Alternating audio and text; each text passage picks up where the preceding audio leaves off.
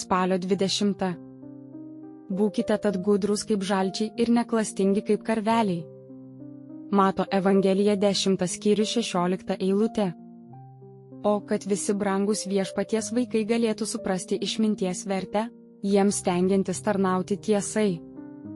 Mūsų Viešpats ne tik mokino mus, kad būtume išmintingais kaip žalčiai ir be klastos kaip karveliai, bet šį pamokinimą parėmė savo asmeniniu poelgiu ir kitoje vietoje pasakė apaštalams.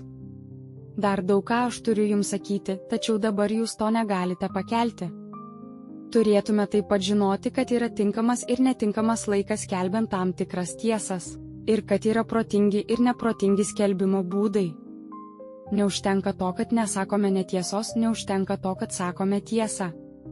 Turėtume būti atidūs, kad kalbėtume tiesą su meile, o ugdoma meilė pasinaudoja išmintimi, kad galėtų pasiekti dar daugiau gėrio. Turėti žalčio išmintį ir būti be klastos kaip karveliai reiškia sujungti taktą su atvira širdiškumu. O tai karalystės šaukliui yra reikalinga, ateinant su gerąja žinia bei bendraujant su žmonėmis, kurie dažniausiai neteisingai supranta skelbiančius, kartais iškraipo jų mokinimus, o kartais ir juos pačius persekioja. Taktas ir atvira širdiškumas turi išlaikyti pusiausvyrą ir turi būti vienas su kitu suderintas. Mūsų taktas neturėtų būti veidmainiškas, o mūsų atvira širdiškumas be takto. Aukščiausios pirmaeilės malonės daugiausia pasitarnauja tam, kad išlaikytumėm gerą pusiausvyrą.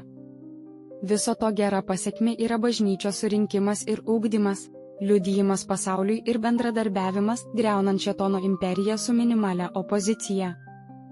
Klausimai: ar šią savaitę sujungiau taktą su atvira širdiškumu? Kaip, kodėl, kokios buvo pasekmės? Būkite tad gudrūs kaip žalčiai ir neklastingi kaip karveliai. Mato Evangelija 10 skyrius 16 eilutė.